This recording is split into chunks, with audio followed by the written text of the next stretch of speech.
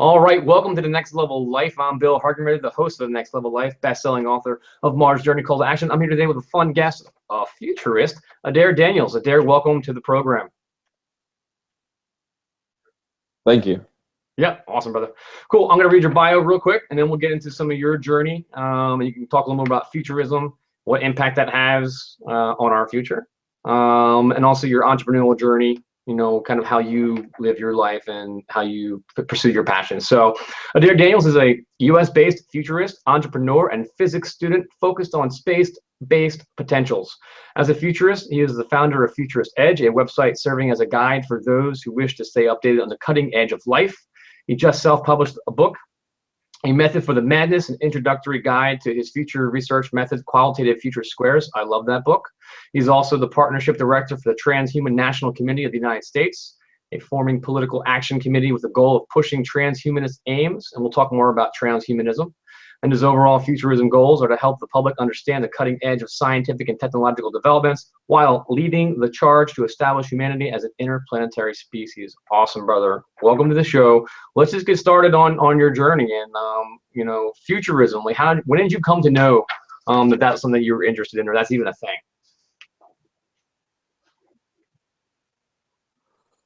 Okay, so for me, it all started off with space.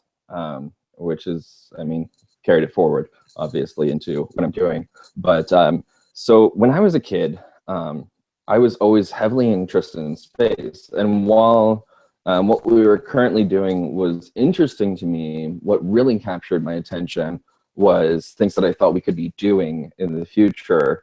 You know, reading sci-fi, Arthur C. Clarke, things like that, to where it's talking about what's possible, and that's something that really captured my imagination as a kid. And so when I finally got started into futurism, what actually happened was, there's a futurist out there, Rohit Talwar. He's based in the UK, and he put out this blast on Facebook that essentially was an open call for people to submit chapters for this book, The Future of Business. And I decided, you know, what the hell, it's an open call. Yeah. You know, I've only got to put in my effort. There's no, you know, he's not asking for anything financial. He just wants a chapter. So I decided to write one up on space-based solar power. And I went ahead and did it.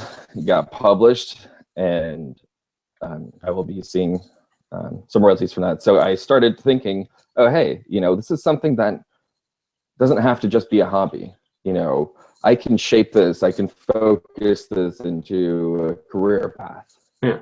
And so once I realized that, and I realized how heavy, or how lightly actually generally space-based futurism is within the community. It's really interesting to me. I'm one of the few that seems to really focus on space. There's so many that are talking about societal impact, singularity, transhumanism, things of this nature, biological augmentation, and no one's really talking about space much.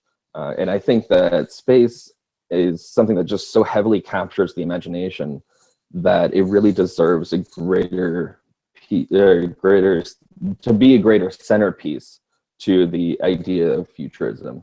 Yeah, no, that's awesome, brother. I like how you early on recognized it as a career, and I think that when you look at it that way, with the career, there's certain skills you have to learn. There's certain tools that you have available to yourself. There's certain, you take it more seriously versus something that's just this one-off, like, oh, I wrote this article, or hey, I wrote this chapter, good for me. And then looking back like 30 years, like, oh, I could have just cobbled this all together. Instead, from very early on, you're seeing that, hey, this is something that, you know, I could follow my passion. I could talk about what, you know, my expertise is kind of methodical. And did that just come to you, or do you have any influences in that regard, or what are your thoughts on that? Well, insofar as influences, I would say Rohit and his team, Steve Wells, Abel Curry, were all very influential in that. By working with me, I had made an earlier attempt to get into writing for a news website, essentially. I can't actually even recall at the moment what it was. Yeah. But it was a gig that was going to pay about $2,000 a month. And this was a few years back. This was 3 years before I ended up doing the Future of Business. And they'd actually said that I sounded like a laughable amateur. And so perhaps there was some maturing insofar as writing style, you know, my thoughts, whatever it was. But once I realized that, no, you know, whatever the case may be, you know, I now have this capacity. I want to follow it. Yeah, man. And I love when people say that to me, when they give their advice, whether it's solicited or not, because there's, to them, what they're thinking, whatever they're thinking about, there's people out there, there's that your voice and your style can reach that they'll never be able to. There's people out there that want to know more about futurism, and when they go to some type of blog that's written by professors or people that are just really just very technical writing, doing it turns them off. So, and that's fine if that's what they're working towards. But I always like, whenever I hear words like that, I'm just like, great. Well, then obviously, you know, you're not my audience. Like, how do you deal with, like, when you hear things like that? The rejection. Yes. Well, so there's an interesting quote so I actually have, as a child, I had a heavy background in martial arts. And so martial arts themes always heavily resonate with me. And there's this quote that I've seen multiple times. The master has failed more times than the student has ever tried. Nice. So this idea of rejection actually doesn't impact me all that heavily, because to me, that just means that I need to redouble my efforts. Yeah, man, I love it. I love it. Bruce Lee, he is the master. I have his book upstairs, The Way of the Warrior, The Warrior's Way, something like that. Lots of lessons in there beyond just martial arts. So I love starting off with the, you know, kind of the personal journey and whatnot. But let's get a little more into what futurism is. I mean, we might have some people who know what it is, but let's say we're kind of new to the concept. How would you describe futurism? And then we can kind of drill into maybe some of the sub areas, sub focus areas. Okay. Yeah. No. So futurism, being just a general area of thought, it's both philosophy and science, really merged together as two parts of a whole. But it's really looking forward towards the future and thinking about the path that we can take to get there. I think really, over anything else, over, you know, especially what it separates it from soothsaying and psychics or whatever, is this whole idea that we are setting a logical, concrete foundation, a path to get to where we want to go. You know, when I'm talking about in, let's say, the space-based solar power chapter, or the one that's coming out soon, there's another book, A Very Human Future, where I talk about asteroid mining. I lay a very concrete timeline that starts off by what I hope to see by 2020 into 2020 or 2030 and 2040 for asteroid mining. And it's this path and what is going to happen in the intervening years. And you know, I utilize data, I utilize factual information, models and projections to be able to actually make that prediction. I don't just pull something out of thin air and go, oh, you know, my gut tells me to go this way. Yeah. So futurism is all about not only thinking towards the future, but laying that path. I like that, and I like that, and I like the philosophy and the science, and I like how, you know, it's not just your gut. I mean, some stuff starts with your intuition, seeing where things going, but you're not just leaving it at that. You're saying, well, how can we actually get there? What's the data that's backing that up? Things of that nature. So there's so many different areas. I mean, it's the future. It's the future. There's, as many things as there are in our life, there's a future for them, and those areas can be studied. But what are some of maybe the big area? You mentioned transhumanism, space. What are maybe just a little bit of give us more background on those? Okay, so the first thing I actually want to address is the difference between futurism and this topic, this field called future studies. So futurism really is open to anyone. You can call yourself a futurist with nothing else than simply the desire. Yeah. Future studies would be a more academic version. And it's specifically futures, and this is the part I wanted to address, futures, because the way of looking at it academically is the fact that we can't define a single path that the future will take. And so there are multiple potential futures, each with its own probability of happening. And so acknowledging that is a method of intellectual honesty, really. So that was the first thing I wanted to address, because it's something that I sometimes see the lack of really addressing that intellectual honesty, and it's something I very much. But so let's go on to transhumanism. Obviously, heavily involved within the movement myself.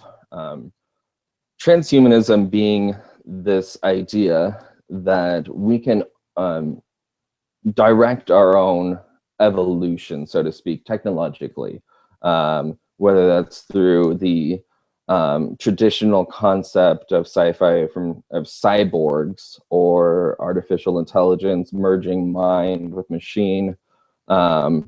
Whichever the path may be, the idea is that we should both have the freedom to choose that, and that we can do it. Yeah.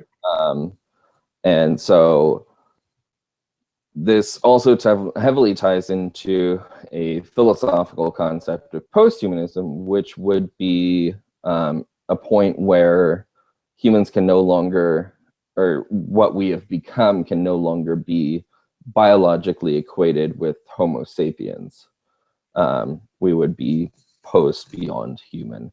And so transhuman is the transitional state, always in my mind, even though there are others that would disagree with that definition. That is, to me, it's a working definition, because anytime someone addressed transhumanism and posthumanism, the aims within each part always fall within those working definitions. So for me, it's sufficient. And then obviously, space futurism, again, I'm unfortunately one of the few that really tries to push that. I think that the reason being is that space has been so heavily already the domain of sci-fi. For some reason, to me, sci-fi is a realm where we can explore ideas through fiction that may or may not come to pass. And the idea that we need to shy away from what is sci-fi is, to me, laughable, because so many of these things, even if it's not a central theme within sci-fi, to the level of space travel, almost anything within transhumanism has been, and futurism has been, a sci-fi concept at some point in time. And not only that, but there's predictive power within sci-fi where it almost becomes a self-fulfilling prophecy. If you look at the old Star Trek, we have so many things now that came from Star Trek that, they didn't have functional versions to use in the show. These were not real technologies at the time, but Bluetooth headsets, that's straight out of Star Trek. We've got touch screens, we've got all these things that computer started in Star Trek. And so, anyways, I think that sci-fi and futurism, insofar as an academic and professional business endeavor, deserve to be twins. Yeah, I would agree with that wholeheartedly. And I don't know if it's me. I'm getting a little feedback. I'll switch the headphones real quick. But you know, with my work with the I Love Mars community, founding the I Love Mars community, and one of the things that looking around about, I think humans should be going to Mars. I think it's, you know, something that it's the next step in our evolution, next part of, you know, what we can do to progress as a global species, coming together and collaborating for that. And you look around and you see people that are, you know, sci-fi buffs or science, you know, buffs, or you know, they care about Mars and science fiction, or just the science of Mars, and they kind of like to the exclusion of people that are they're just reading about it or watching it on TV or in the movies. And they have people that want to actually go there and live there. And there's some derisiveness sometimes between. I think they're all right, and I like to bring them all together under one roof and use their energy, their enthusiasm as a almost like a block of people, like a voting block of sorts. So do you see anything like that? Any of divisiveness in the futurism communities, or do you see anything that's bringing them together? I know Singularity University is pretty, you know, they've got, you know, or their Singularity Hub, Singularity University, they're kind of bringing people together in that regard. But I'm not too drilled into the futurism communities themselves. What are your thoughts on that? So there is a lot of factionalism within futurism and even transhumanism.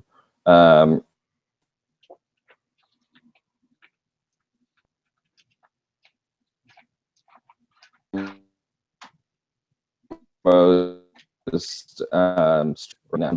is aimed to be a Democrat committee that seeks to influence through lobbying, through efforts of that nature, to help get the transhuman aims more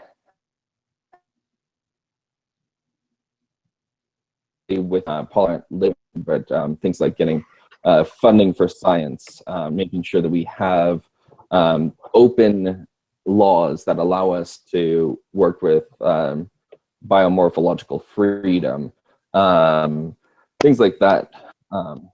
And then we have, on the other hand, I've probably heard of him, Zoltan Istvan,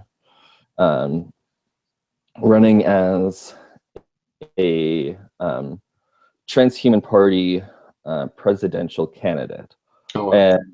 And I've actually spoke with Zoltan, and I have a decent amount of respect for the guy, but that's not necessarily the case throughout the whole side that I'm generally on. You know, I prefer not to deal in factionalism. I simply don't care about this divide. I try not to participate in it. And why, you know, just because the entity that I'm affiliated with seems to be, at least Zoltan, you know, I'm on friendly terms with him. But there are valid criticisms insofar as he has formed his own, actually what it is an LLC that he's called the Transhuman Party. It's not a registered political party, and it doesn't work in anything like a democratic fashion. He's created something that he's then declared himself the leader of. But I think the main goal there is to get the message out. And that's always been my opinion of his endeavors. But there is a clear factional divide between those that feel that Zoltan doesn't represent transhumanists as a whole and doesn't try to. And so I'm more focused on, if we can just get the word, the name transhuman out, and he is extremely successful at doing so. Yeah. So what are your thoughts on, well, I brought up Mars. We talked about that. We've actually had a interview before discussing primarily Mars. What role do you think Mars plays in our future? It's a pretty broad question, so feel free to answer it however specifically or not specifically you would like to. You think humans need to be there? Is it fine to just send robots? What are your thoughts? All right, humans need to be there. Okay. All right. Okay. We can continue the interview then. So humans are definitely integral on Mars. One of the things that you read out of the bio was, I want to push for humanity to be an interplanetary species. Mars is the very first feasible planet, because we're not going to count the moon as a planet, even though it's a separate celestial body we can colonize. It's not a planet. And for us to become, which the big part there is this level of biological independence. If a big old asteroid hits the Earth and all we've done is colonize the moon, we're still screwed. Oh, yeah. The moon colony, if there is insufficient ability to work with people on Earth, because either they're gone or they just all of a sudden they're like, well, we need to focus on Earth. Sorry, guys on the moon, you guys can rot. Whatever the case may be, a moon colony is, in my opinion, far more interdependent upon the Earth. And Mars, by nature of its distance, will have to be set up as an independent colony that can be self-sufficient. We can't just sit there and make continuous runs to Mars. Going forward into the future, I think that Mars is going to serve as our secondary hub of life. It's ideal insofar as it's very close insofar as other planets within the solar system, with its conditions to Earth. Its gravity allows for us to be able to manufacture an atmosphere, even if we have to periodically adjust it and continue emitting things to make sure that the atmosphere stays. It's not entirely stable, but it can at least exist there. As well as, right now, it's very difficult for us to build something like a space elevator on Earth. There's arguments that go back and forth between it's impossible to it's extremely difficult and extremely expensive. But either way, it's not in the cards in the near future. However, the gravity on Mars is less, and therefore structural stress is less. And it's far more feasible to build a space elevator for Mars than it is for Earth right now. And in addition, Mars is heavily or extremely close to the asteroid belt, which my asteroid mining, everything like that, want to be able to obtain materials that might be more easily obtained in the asteroid belt, can be more easily transported to Mars first before it can be transported to Earth, simply due to proximity. Yeah. And so we can actually build top down instead of trying to build something from the bottom of, let's say that we wanted to build it up from the surface of Mars. Either way, probably pick something like Olympus Mons would be an ideal place to put a space elevator. But you can literally build it in the atmosphere and have it start hanging down from what the equivalent of the geostationary orbit is, so that it hangs over Olympus Mons at that same point continuously. Yeah, I like that. It's very human of you to take the tallest structure, the tallest volcano in the solar system, and then build the tallest human-made structure on top of it. There we go. That's awesome. But I like your idea of Mars being independent, building it up to be such. It would take some time to actually get it to that stage. But I like the idea of what I'm calling the Red Silk Road, where we still have that commerce. I mean, people when they move across the seas, they bring back spices. That's how we spread out. And very similar, bringing back Martian spices. Bringing back eventually wine. That's made on Mars. Things of that nature. And then also not just what's physical, but you know, you wrote your own book, and we'll talk about that in a second. But the information, the stories, we're the information age, the digital age, but we're also in kind of like the dream age, where your ideas can go out there. You can create a book, write a book, get it out there.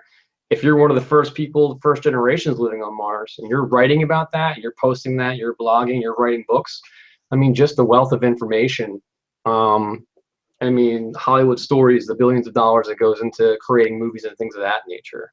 I don't know. Do you have any thoughts on that before we move on? Like, what role information and futurism and Mars, like, what will that look like, 30 years from now? Interesting point on the blogging and everything. I think that there could actually be people that were entirely managed to generate a living and income simply by GoProing Mars. Right. Someone should write a book about that. Oh wait. I interrupted you, but go on.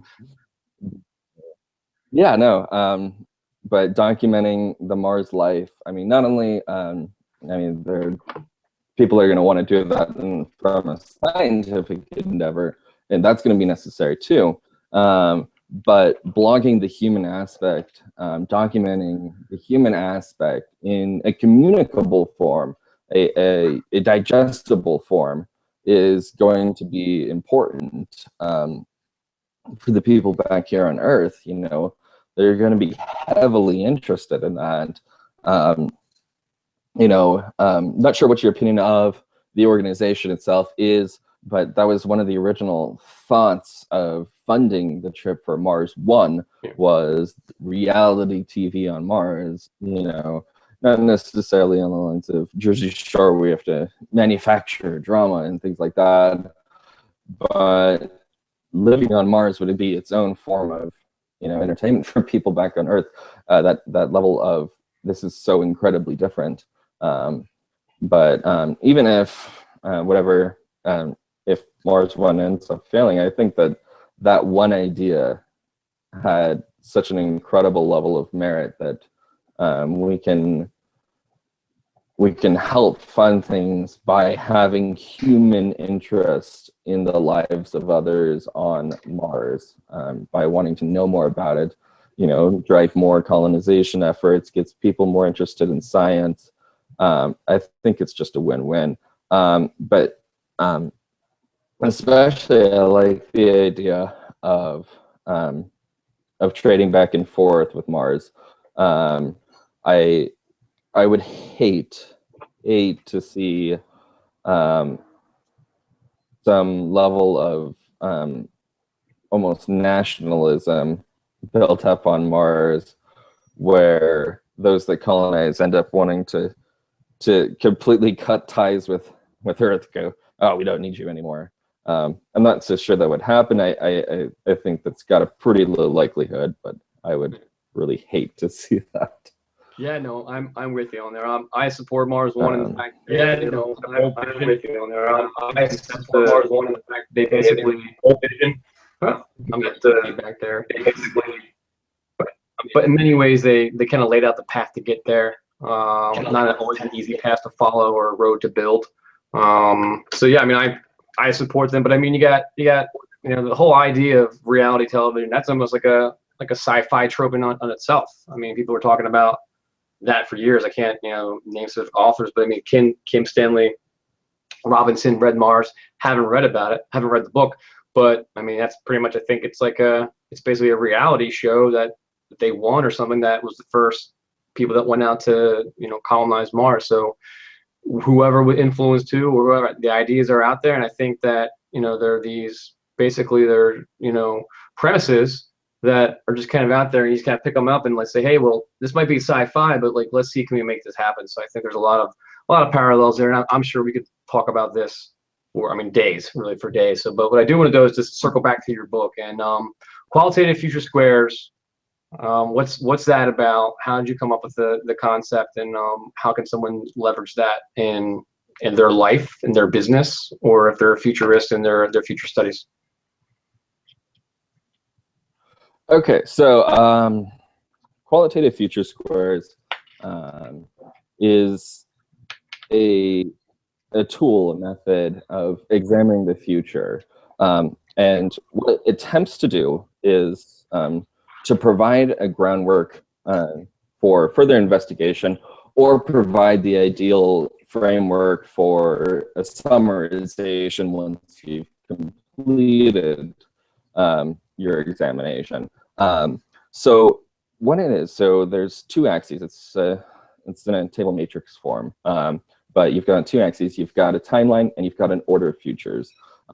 The orders goes from a poor outcome to the preferred outcome, and in the middle are probable and possible. And you'd start by examining, so there's as well 4 timelines. You've got within the next 5 years, you've got the 5 to 20, and 20 to 50, and beyond. And you start with each time frame. You do one time frame at a time, and you look at what you think, first of all, is what you want to happen for a given thing. We all have inherent bias, and that is something we can't escape, and it will be, you know, insidious. It will come up at points in which you think you've removed your bias, and it'll come back out. Oh, yeah. But if you create a time that's based on your bias, that's addressing your bias first and foremost, then it's there as this check that, you know, are you always thinking that your preferred outcome is the probable outcome? Are you unifying this? And does it deserve to be? Because there's the very real possibility that what you would like to happen is also the probable outcome. But at the same time, you know, a lot of times what I'll end up finding, even if the preferred and the probable are the most heavily tied, is that there's still some substantial differences where the preferred has a little bit more out there, a little bit more of what I desire, and the probable is a little bit more grounded in reality, to where essentially I have to acknowledge that some things in the preferred are a little bit fantastic. And then you've got possible, which is, this is not your preferred outcome, and it's something that would happen if the probable doesn't happen. So if we don't have the probable outcome, what is the next most likely outcome? And then you identify your bias once more with poor, but in the reverse method, which is, what don't I want to happen? And so this, unfortunately, I mean, it's a lot easier. I've led workshops on this. It's a whole lot easier when I've got something along the lines of a whiteboard. Because when I do workshops on it, what I'll end up doing is it's a very group-led activity. You know, I'll put it up, I'll put the framework up there. And the first thing I do is I ask, and it's the same steps that I follow when I'm utilizing this for myself, for my own research. I've used it in many different examples, asteroid mining being one, where I've got a very concrete qualitative future square for asteroid mining that I feel very confident in. But I look at the group and I say, you know, what do you want to happen with this in within the next 5 years? You know, and we continue on from there. And laying it out like this, having it in a visual form, I think is extremely helpful for when it's not something that's fantastic as asteroid mining. And it also, it seems to lend a logical bias, and I don't know if that's just me being biased towards my own tool, but it seems to lend a logical bias towards things even when the people speaking on it are not the most informed on the topic. For example, there was a point where I was actually going to be teaching a class on this at Portland State University. It didn't end up running, but I was running it through with the faculty, and they got very excited about this, actually. It was a pretty great experience. But we decided to do space agriculture, actually. Yep. And most of these people were humanities type professors and instructors, and they managed to create, and that's the thing, I took a very passive role in this. I directed, where we were going within the qualitative futures square, but I didn't direct the answers, really. But they managed to create actually what I thought was a pretty logical, for not having any expertise on this at all. Nice. I like that. Qualitative futures square that nice. I like that. Yeah, no, missync, but it's almost like somebody that missync, but it's almost like somebody that. Are you hearing that? All right. Either way, we'll. Yeah, I'm here. So I would liken it to somebody that back in the day I learned HTML1 and HTML2, and I could code websites, and now you can just you create a tool that anybody can go and do a web page builder through GoDaddy, and you can create a website. So it's almost in a way that your qualitative future squares is a tool that enables people to, without a lot of expertise, still play out what their predictions and biases and are. So I like it, but I will say we're going to be. And that's hope, and that's hope from the book. Okay. It's all good. It's all good. We just. But yeah, I just wanted to say that was cool to get people. Yeah. It's all good. We're playing a little bit of feedback. What we'll do is just say. Can you get like one of your tips that you have somebody that's starting off, has an interest in futurism and science and something of that nature, but doesn't necessarily want to spend all their time in a lab?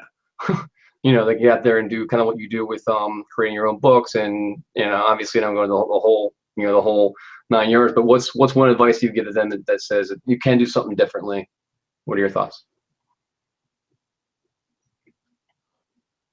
My first piece of advice, my biggest piece of advice on that, is to simply do it. To simply put the effort in to make sure you go out and do it.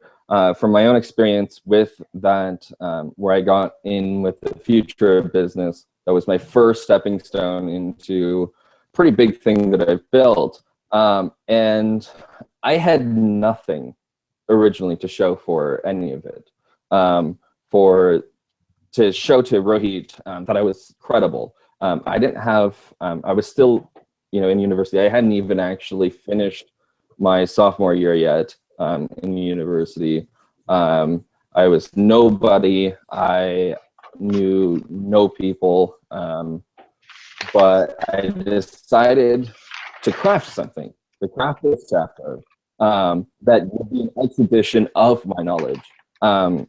And I presented it to him, and it snowballed into this enormous thing that I've got built. But it was that one decision that started all of it, was to just try. And that was the biggest thing, was just this decision that I was going to make the effort, even if I failed. No, and that's awesome. There's a little saying I just wrote down. I was actually looking at my notes, just wrote down yesterday, but it's in the expert industry, which is kind of like we're in, where we have some expertise, in futurism, or in building your businesses, or in things of that nature, and you very quickly want to go from proving worth to providing value. When I say go quickly, like, let's not, if you just stand there all day and talk about, here's what I've done, here are my degrees, here's all the things that I've done, or when I start off, it's my show, I have a book, here's this awesome guest. I get very quickly to providing the value. It sounds like that's in essence what you're saying. Like, just get into it, just get started, just get out there providing that value, and success will come along with it. And if you agree with that. Exactly. I mean, everyone's got their own thoughts. No, I certainly do. Everyone's got their own thoughts and a unique viewpoint. And that's the thing, is that there are things that I will never think of independently. You know, I may have lots of ideas on lots of different things, but, you know, no man is an island. You know, there's another whole quote there. But to have more people involved is an ideal situation. Having more people that are interested in futurism, want to pursue futurism, and see what it can do, not only for them on a personal basis, because honestly, I've got so many things mapped out mentally and on paper. Actually, I've used qualitative future squares for trying to project my own future, for trying to, and it's not just projecting, it's mapping the steps that it takes to get there, like I talked about before, with what futurism is. But mapping my own future, mapping how I want to get there. That's, first of all, the easiest application someone can make that has a dream, utilizing the qualitative future squares, is simply looking, okay, what can it help me see about my own future? And so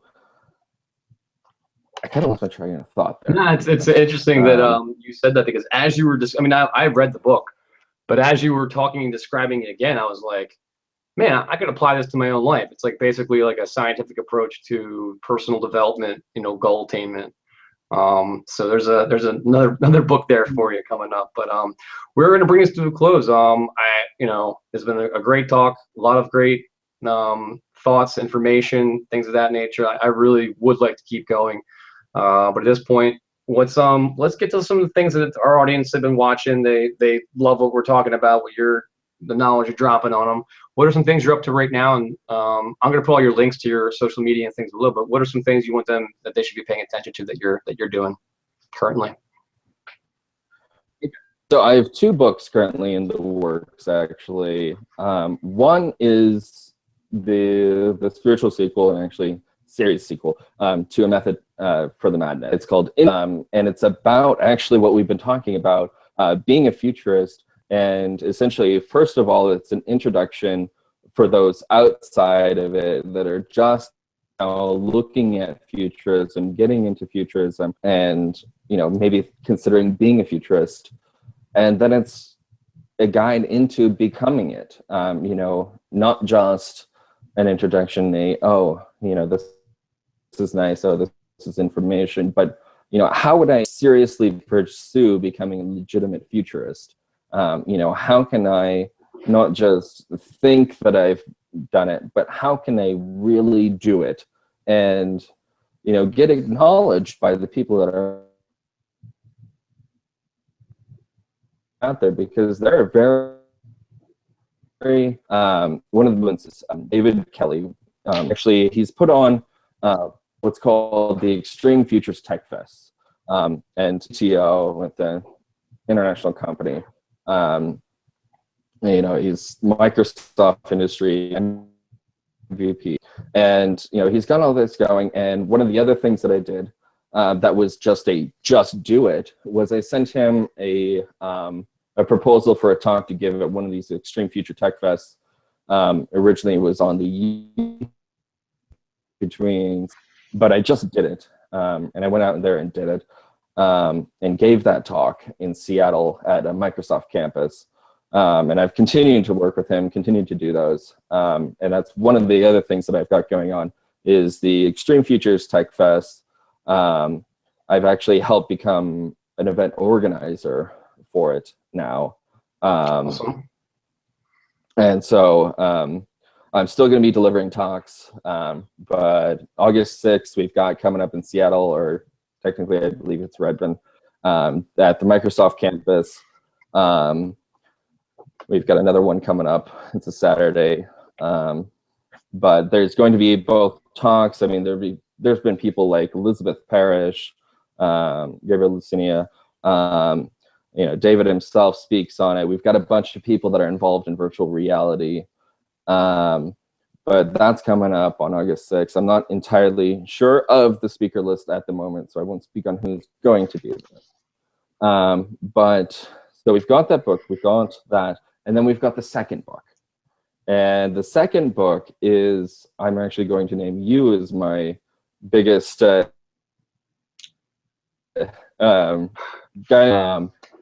is sci-fi.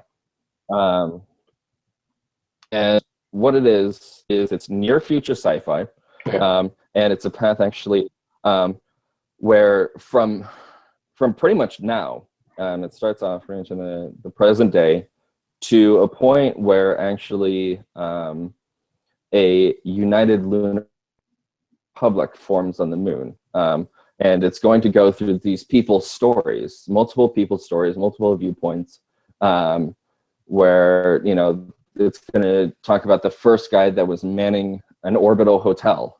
What was that like? It's going to, I mean, it's going to heavily involve the science on it, because, you know, I have that knowledge, what it would be like, what, at least roughly, what things would look like. So then we're going to go to, you know, a lunar hotel in asteroid mining once again.